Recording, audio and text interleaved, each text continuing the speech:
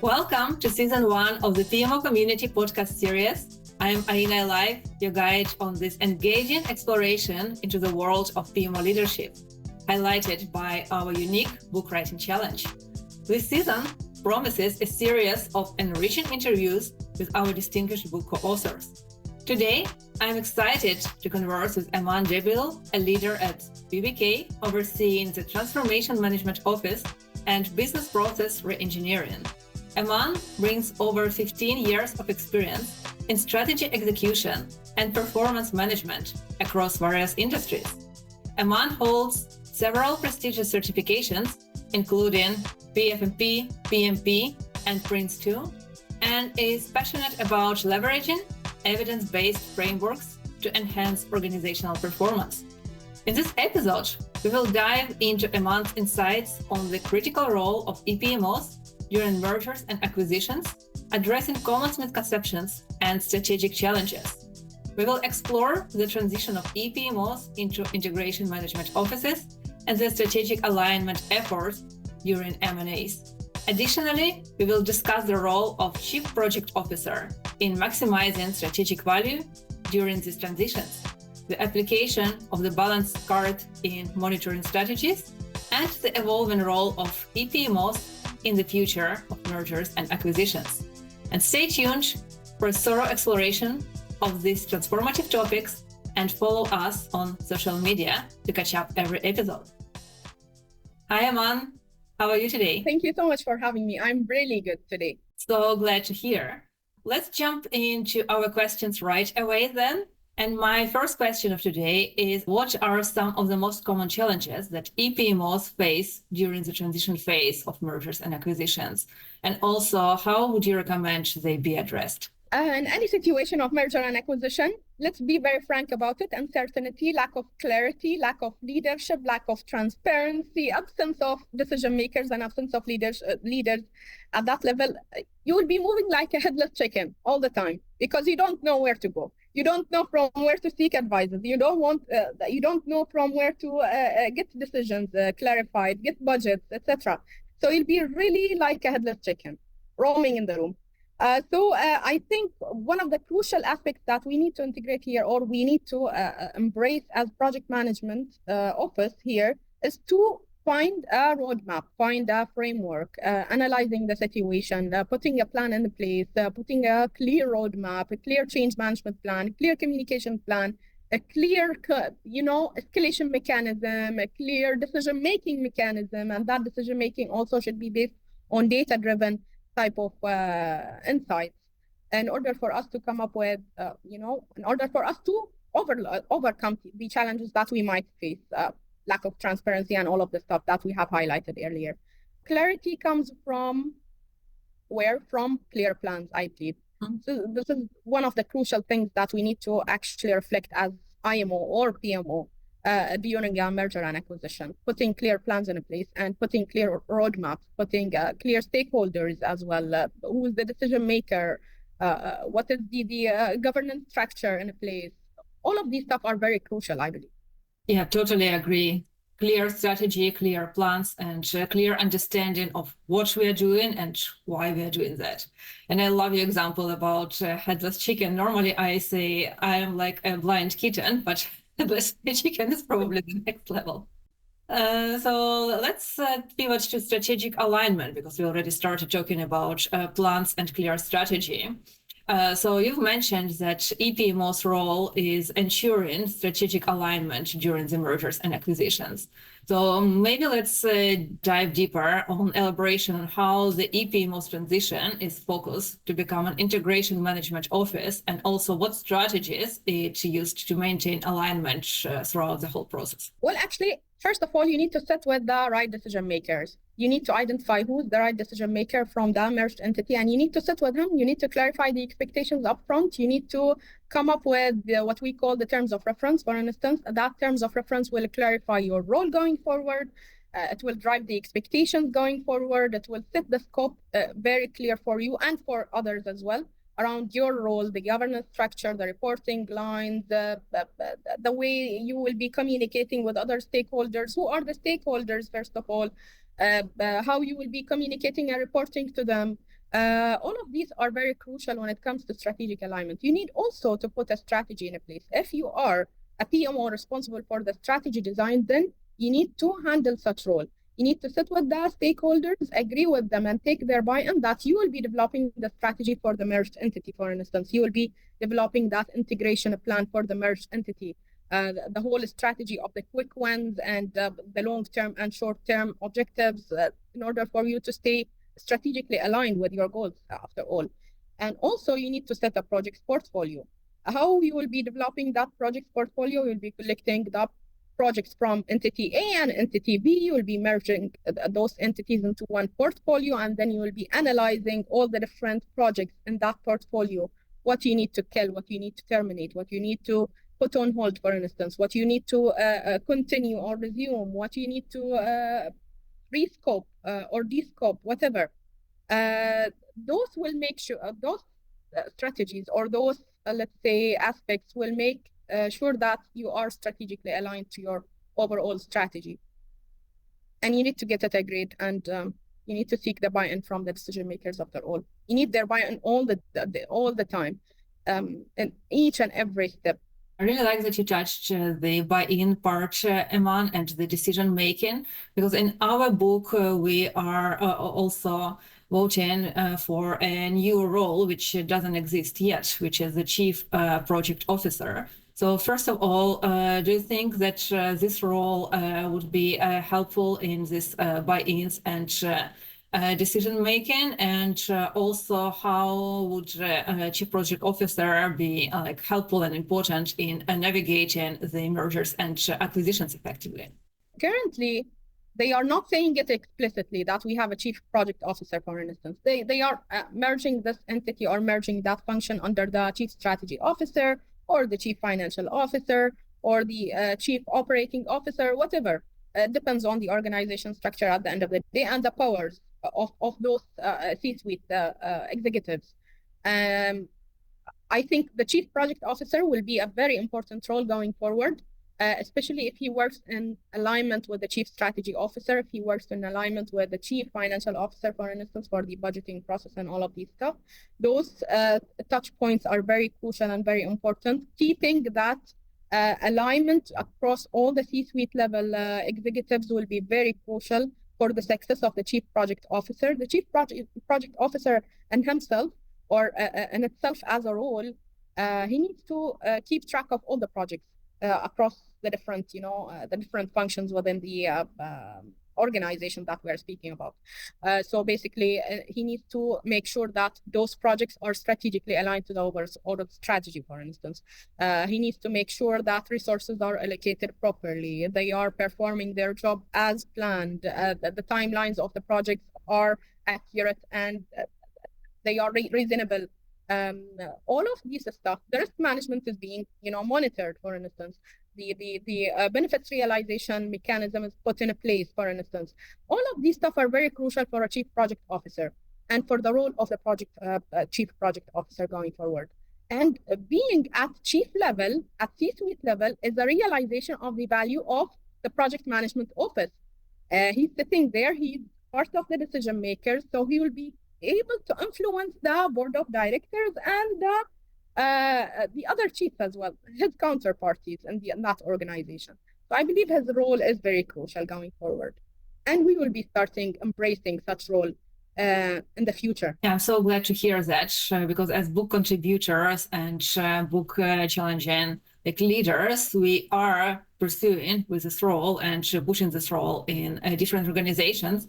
So I'm really pleased to hear that in future this role will be embraced. And I already had a few interviews with the other book authors where this role is already here. So I'm really pleased that everybody sees the importance of this role, and we are doing the innovative role. I don't know, probably some revolutionary of bringing another role to the organizations. But I want, to close our circle. Like we started from planning and then we moved to strategy and then a chief project officer who is overseeing the strategy and planning. So I want to bring us back to the planning part because it's crucial in our profession.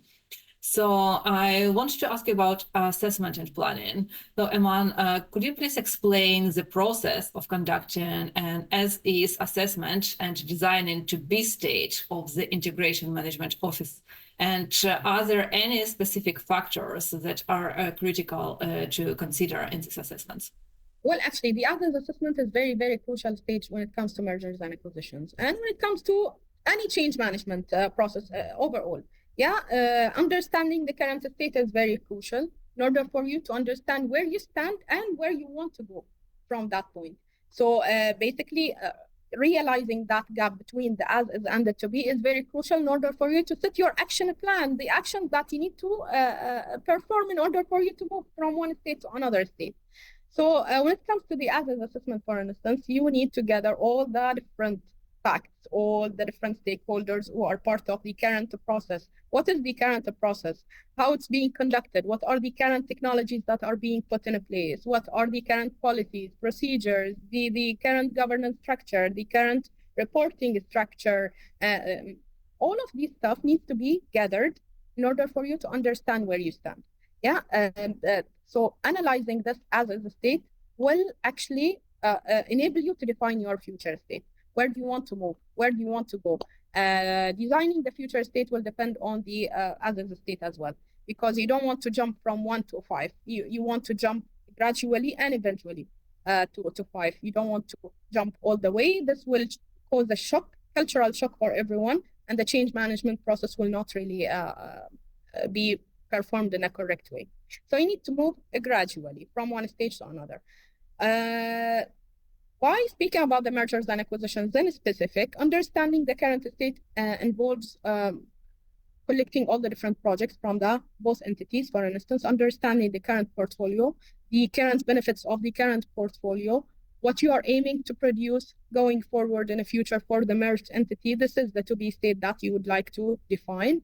All of these stuff are very, very crucial and very important in order for you to succeed going forward. You can't go just like this. You can't just put an action plan without understanding your current state. You need to understand it first. Yeah, I also noticed that many organizations I've been consulting, they are thinking about the future, which is totally fine. But when I ask about the current state, people struggle to answer. So it's very crucial to bring people to where we are right now and where we're going to be. It's like, I don't know, if I want to travel to Dubai, so I need a plan, I need a route. How can I get there? And if Eman asks me, so I know, you need to know the initial stage. So where are you going there? From Bahrain, from Europe, and it appears that I'm going there from Canada. So probably instead of just driving there, I just need to take a plane over the Atlantic Ocean, and travel by car from the nearest destination. So I know that recently there are many posts about why project management fails, why PMO fail, different statistics, etc. And sometimes I even wonder, so if there is so many failure in our profession, how project management and PMO still exist. So my next question is going to be actually about the critical success factors. So how can we gain success? And Eman, again, from your experience, what are the critical success factors for an integration management office to deliver value during the transition? And also, do we have any tactics on prioritization and managing this? Well, the first factor that came to my mind is management support and buy-in. You can't do anything without their support and buy-in. You can't move one single step without their buy-in and without their support. You can't even communicate to your colleague without their support. You can't communicate to cross-functional teams without their support. So ensuring their support is very crucial. And to ensure their support, you need, again, to sit with them and to understand their expectations and to clarify to them the role that you can play during this deal in order for it to be of value. So this is very crucial, management support and buy-in.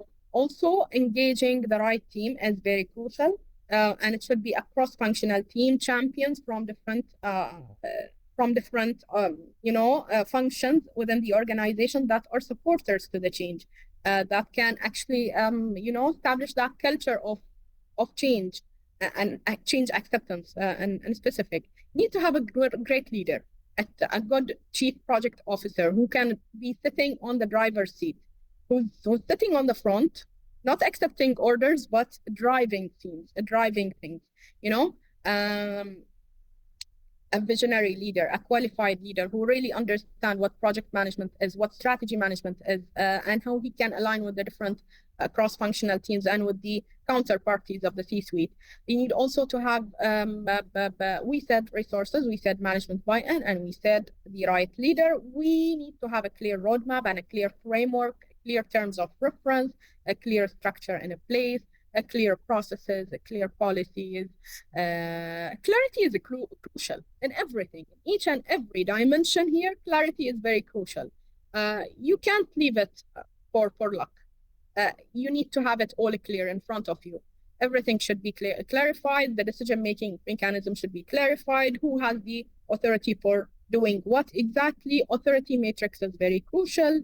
Escalation mechanism is very crucial in case someone is not really committing to a deadline or committing to an action plan or something. We need to have a clear escalation mechanism in a place. Yeah, we can't leave it like this. Change management is very, very crucial. Change management and all the models of change management, including ADKAR, for instance, and I have leveraged ADKAR in several occasions and several engagements going in the past.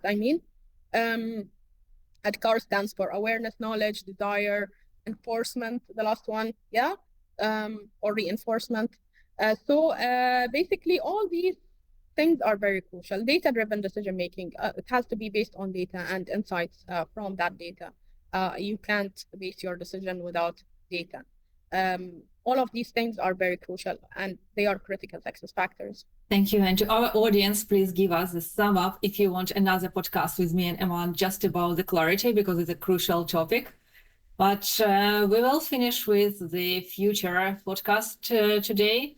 So Eman, how do you see the future of E-PMOs and merge and acquisitions? So do you see like any evolution or emerging trends or technologies which potentially could enhance the effectiveness? Well, I'm expecting a bright future. When we speak about PMOs role in general, I think there is a bright future for it, given that we are attending a lot of conferences, we are attending a lot of seminars and webinars and all of these podcasts about project management and the importance of the role of the project management offices. I think that the future is holding something bright for us as project managers and as project management offices, especially with the integration of the artificial intelligence, blockchain for reporting, for instance, sustainability dimension. All of these are future trends, and going forward, we will be as project management officers embracing those concepts and embracing those trends. So I can see a bright future for the project management offices in general, regardless of mergers and acquisitions in a specific, but I can see a bright future, of course. And the role of the chief project officer will evolve by time. Let's just give it some time and let's see what the future unfolds for us. Yeah, let's give some time. And on this positive note, thank you all for tuning in to the PMO Community Podcast for this enlightening discussion with Eman Deabil. A special thanks to our volunteers at the PMO Community Podcast for making this episode possible. And stay tuned for more captivating insights and interviews in our upcoming episodes. And also don't forget to follow us on social media to stay updated. If you find this episode valuable, please remember to like and share it. And feel free to reach out to me, Aina Live, on LinkedIn with any questions or requests.